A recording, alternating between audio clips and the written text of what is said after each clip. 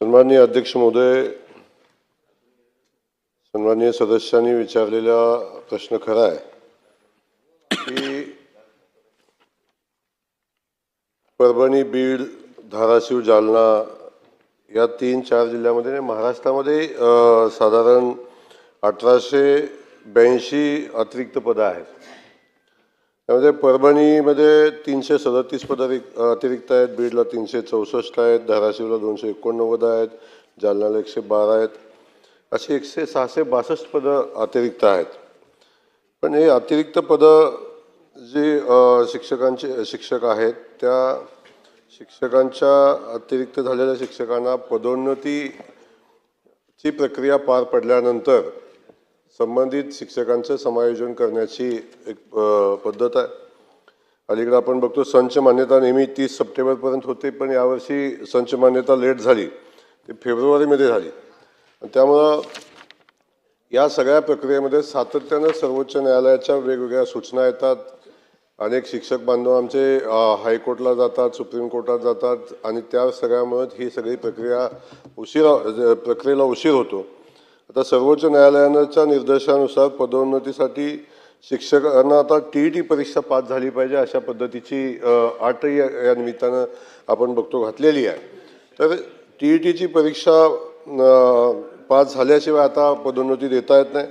तेव्हा अतिरिक्त शिक्षकांच्या समायोजनापूर्वी पदोन्नतीची प्रक्रिया पूर्ण करायला लागते आणि ही प्रक्रिया पूर्ण आता TETच्या परीक्षेच्या अनुषंगाने अनेक न्यायालयामध्ये प्रकरणं पेंडिंग आहेत आणि त्यामुळे या सगळ्या प्रक्रियेमध्ये अनंत अडचणी येतात।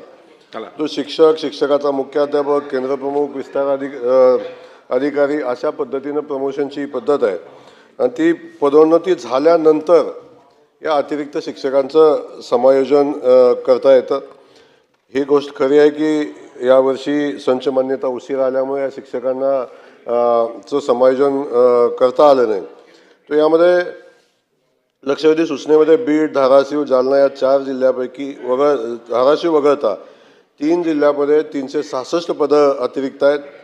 सद्यस्थितीत या जिल्ह्यामध्ये जिल्हा परिषदेमध्ये प्रथम प्रक्रिया राबवून सहाय्यक शिक्षकांना मुख्याध्यापक, पदवीधर शिक्षक पदोन्नती देण्यात येईल। तदनंतर अतिरिक्त जागावर अतिरिक्त शिक्षकांचे समायोजन तदनंतर करता येईल। त्यामुळे जिल्हास्तरीय, तालुकास्तरीय अतिरिक्त शिक्षकांचे समायोजन करण्याचे धोरण ग्रामविकास विभागाच्या 18/5/2011च्या शासन निर्णयानुसार निश्चित केलेलं आहे। त्यामुळं त्याचे अधिकार हे मुख्य कार्यकारी अधिकारी यांना आहेत। त्यामुळे तातडीनं त्यांना सूचना देण्यात येतील आणि या संबंधित शिक्षकांचं समायोजन लवकरात लवकर करण्याच्या सूचना संबंधित CEOना देण्यात येतील। परंतु ही सगळी प्रक्रिया आपण जरी सांगितलं तरी पदोन्नतीची प्रक्रिया पूर्ण झाल्याशिवाय हे समायोजन करता येणार नाही। या निमित्तानं मी सभागृहाला आणि महाराष्ट्रातल्या सगळ्याच शिक्षकांना सांगू इच्छितो की या बदलीची प्रक्रिया एवढी क्लिष्ट झालेली आहे, शेकडो GR आहेत। या बदलीच्या प्रक्रियेमध्ये सुधार करण्याची आवश्यकता आहे आणि आपण बघतो की बदलीची प्रक्रिया सातत्यानं 1, 2, 3, 4, 5, 6 टप्प्यामध्ये हे ऑक्टोबरपर्यंत चालते। काही झालं तरी हे बदलीची प्रक्रिया शाळा चालू होण्यापूर्वी पूर्ण झाली पाहिजे अशा पद्धतीची नियमावली शासन तयार करेल आणि येणाऱ्या कालखंडामध्ये शाळा चालू होण्यापूर्वी संबंधित शिक्षकाची पदोन्नती असेल, शिक्षकांच्या समायोजन असेल, या सगळ्या प्रक्रिया पूर्ण करण्याची आवश्यकता आहे आणि त्या दृष्टीनं शासन निर्णय घेईल। शेवटचा प्रश्न राजू तोडसाम, थोडक्यात पॉइंट। धन्यवाद अध्यक्ष, थोडक्यात अगदी